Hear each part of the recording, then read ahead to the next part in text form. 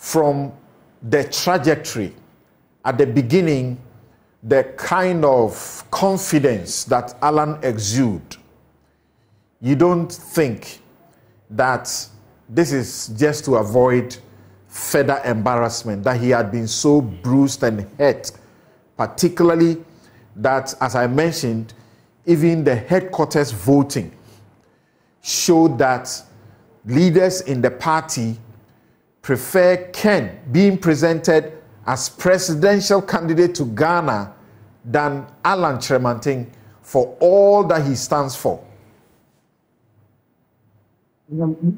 Simpson, and I hope you can hear me just to check my sound. Clearly. Okay. It was not going to be a tall order for Alan, we know that. And I'll come to answering your question specifically. But I think the context is also important. So there's actually a news article going all the way back to 2008, produced by Kobe Asma and Donald Atto Dapatem for Daily Graphics. So this is Friday, the 18th of August, 2008. And the headline is Alan quits NPP. And in that story, there are a couple of lines there I want to read because I think that gives us a bit of context into what is also happening now. Because for me, it feels like a sense of deja vu all over, again. So it seems that at the time of filing this report, no official reason has been given. But snippets of information indicated that Mr. Acheampong's supporters have not been happy with the treatment meted out to them by the campaign team of Nana Addo Dankwa Akufo-Addo, the flag bearer of the party. And I'll read further down.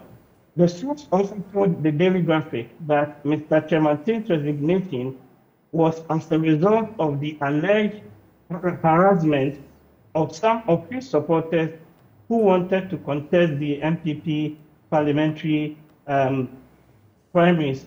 And reports also indicate that Mr. Acheampong wants to run as an independent candidate in the December 2008 elections. So you can see that this is not new, right? That you can go all the way back to the famous Legon Congress, where at that Congress, he got around 736 votes.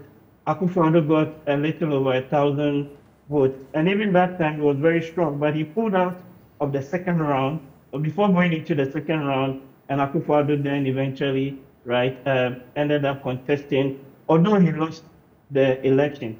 But the allegations that he made then about harassment and intimidation and all of that, you can literally fast forward to 2023, and similar allegations are still being made. Although you could argue, the question is, what is the scale of these allegations? Was it widespread? Was it systematic to the point of invalidating the Super Congress that was held? I don't think that was the case. The issue is that Alan faces a court order against Dr. Baumia and calling him the establishment candidate. But he, at some point also, during the early 2000s, was also an establishment candidate. The other thing is that since he left the party itself, right, after his resignation and eventually came back, he lost a bit of his mojo or a bit of his touch with the grassroots of the party. Our people say, when you are married and you divorce or you separate and you come back into the marriage, sometimes things are never the same. And that is partly the challenge that he faced. Also, again, the backdrop that one of the dynamics in the party, the demographics, the people who vote, etc., will change fundamentally, right? So he had a tall order to face and a tall order to actually try and convince the people in the party, the super delegates, to contest. And if he had gone into the November, May Congress with the one with the 200,000 plus, delegates, it will still have been a bit of a tall order for him. So that's my reading of it. I don't think that all of the claims that he makes in there about things being pushed against him and tactically or strategically Do, being skewed, etc., is fully borne out by the facts. And you do, do can you again go back. do you think that the party is waking up to the illogic and waste in holding 2 elections instead of 1, even if there is over a dozen candidates, there are over a dozen candidates who are contesting? No, so long as the party's constitution allows that, I have no issue with that because there's a set process. Should they do that something? must Should be they do something followed. about that? Is it not wasteful? Is it not needless to say let's shortlist before we vote on who should win? No, because like I said, there's a process that the party itself had established to go through. And to the extent that that process was followed and did not flank any legal provisions. I understand that. I'm talking about policy, future. Is this a necessary thing they should be doing? Is it necessary? I think it's important because if you have a field of, let's say, 30 plus candidates, it makes sense to whittle it down and then eventually settle on the top 3 or top 5 and present them to the super delegate. So that I don't have issues with. But the main thing now, Thompson, really is what are the options for Alan, right, going forward? The way I read it, there are 3 possible options, right? He could lobby to become the vice presidential candidate if he wants. And already there are some inklings or contestations. It doesn't look that like that is available for him at this point. It's not going to happen now because we know that that bridge has been crossed. It's still an option on the table. The second option on the table is that he could actually retire entirely from politics and, become what I call one of the 5 gentlemen we had in the country who never got a chance to become president. So take Busitano in the NBC. Watchers say that someone who has his eyes and contemplates to be a vice presidential candidate or a vice president will not write letters in the terms and in the tone that he did. And that because what he has done will hurt the party. Absolutely. So clearly that is off the table, the first option, but it's still an option. And then retiring entirely from politics, which, if you read the tone of this letter, is a clear signal that probably he's had it and he's going to possibly retire. And to the point that some of us even argue that perhaps he should have even resigned from the Akufo-Addo government a bit earlier. Right after the first to him to concentrate on building his grassroots base and mobilization before this. Now, how do you do that in our politics? In our politics, that's one needs to build a war chest from public funds. But he's been around from the first term right through until the second term. I don't think that is necessarily an issue because he can raise resources from other places. If he really wanted to contest to the point of wanting to win, again, look at even this poster. In some of the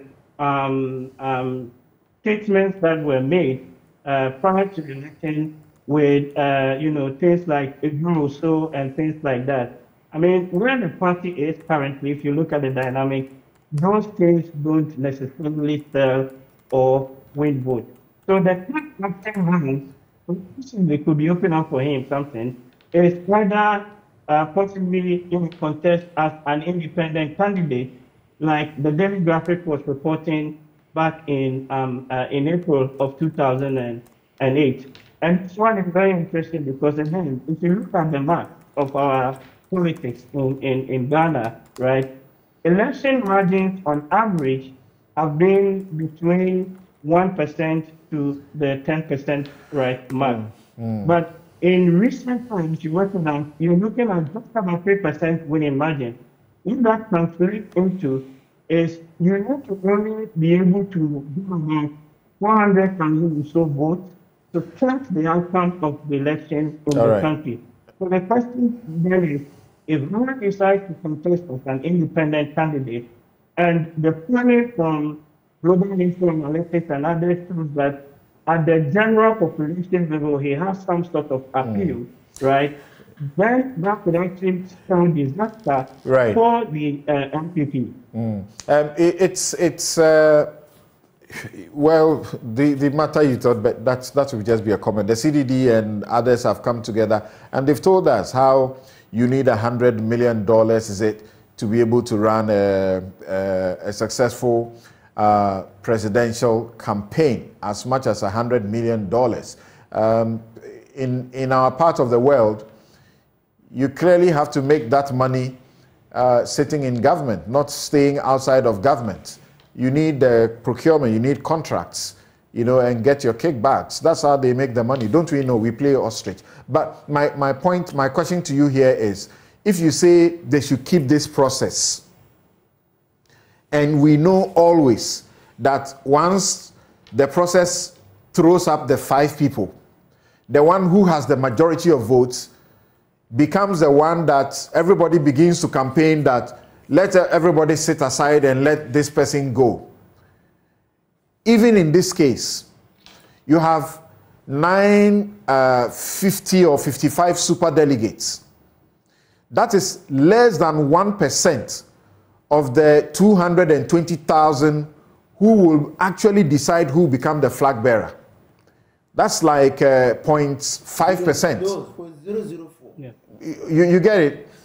So, and so it is not fair to suggest, for example, as we hear all of them saying now, everybody should step aside, don't let us go and waste our money in another election process. Don't you think they should rethink this process again? So Samson, you're right that there is a signaling effect. If you have just less than 5%, or no, less than 1% deciding to whittle the number down and then ultimately pushing that through to the wider 200,000 plus people. No two ways about that. The thing that we need to then unpack or sit back is, if you decided to let the 10 people go all at the same time, administratively, logistically, money-wise, right? How do we resolve that? So there's a trade-off that needs to be made. And the trade-off from my analysis of where things is, we need to then decide, okay, if you have more than, let's say, 5 people, which is the NPP in this case, contesting, what do we do going forward? If the argument is that the process is not fair and it signals the choice of one preferred candidate over the other, then let's open it up and let's have the 200,000 or whatever the number of delegates are vote in one go, and then we know who would be going for it. But I think in this particular instance, whether you did the super delegate, right, or you did the 200,000 at the same time, it was quite clear that England faced a tall order. Right.